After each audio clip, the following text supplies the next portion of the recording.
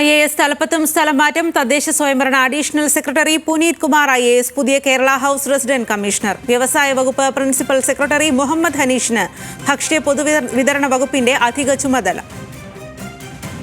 വിവരങ്ങളുമായി Hans John ആണ് ചേരുന്നത്. ഹാൻസ്, IPSന് പിന്നാലെ IAS തലപ്പത്തും ഇത്തരത്തിൽ മാറ്റം ഉണ്ടാകുന്നു എന്നുള്ളതാണ്. എന്താണ് ഇക്കാര്യത്തിൽ പറയുന്നത്?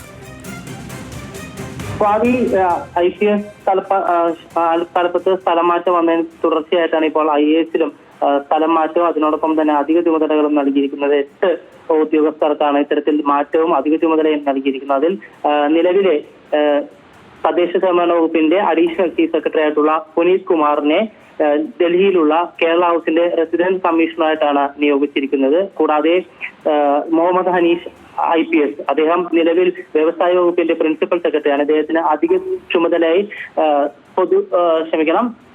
സിവിൽ സപ്ലൈസ് വകുപ്പിന്റെ അധിക ചുമതലയും നൽകിയിട്ടുണ്ട്. കൂടാതെ നിലവിൽ PWD വകുപ്പിന്റെ സെക്രട്ടറി ആയിട്ടുള്ള ബിജു കെയ്ക്ക് തലസ്ഥാന റീജിയന്റെ ഡെവലപ്മെന്റ് പ്രൊജക്ടിന്റെ സ്പെഷ്യൽ ഓഫീസറായിട്ടും നിയമനം നൽകിയിട്ടുണ്ട്. കൂടാതെ തൊഴിൽ വകുപ്പ് സെക്രട്ടറി ആയിട്ടുള്ള K വാസുകിക്ക് അധിക ചുമതലയായി പൊതുവിദ്യാഭ്യാസ വകുപ്പിന്റെ ചുമതലയും നൽകിയിട്ടുണ്ട്. കൂടാതെ തദ്ദേശ സ്വയംഭരണ വകുപ്പിന്റെ സ്പെഷ്യൽ സെക്രട്ടറി ആയിട്ടുള്ള അനുപമ TV IAS അദ്ദേഹത്തിന് അധിക ചുമതലയായി കോർഡിനേഷന്റെ സ്പെഷ്യൽ സെക്രട്ടറി ആയിട്ടുള്ള അധിക ചുമതല നൽകിയിട്ടുണ്ട്. കൂടാതെ നിലവിൽ പഠന അവധിയിലുള്ള മുഹമ്മദ് വൈ സഫീറുള്ള IASന് ചീഫ് സെക്രട്ടറിയുടെ സ്റ്റാഫ് ഓഫീസറായിട്ടാണ് നിയമനം നൽകിയിരിക്കുന്നത്. കൂടാതെ നിലവിലെ ചീഫ് സെക്രട്ടറിയുടെ സ്റ്റാഫ് ഓഫീസറായിട്ടുള്ള ശ്രീലക്ഷ്മി R IASനെ GST വകുപ്പിന്റെ അഡീഷണൽ കമ്മീഷണറായിട്ടാണ് നിയോഗിച്ചിരിക്കുന്നത്. കൂടാതെ അടുത്ത ഒരു സ്ഥലം മാറ്റം വന്നിരിക്കുന്നത് നിലവിലെ പേഴ്സണൽ ആൻഡ് അഡ്മിനിസ്ട്രേറ്റീവ് റീഫോംസ് ഡിപ്പാർട്ട്മെന്റിലെ സ്പെഷ്യൽ സെക്രട്ടറി ആയിട്ടുള്ള വീണ N മാധവനാണ്.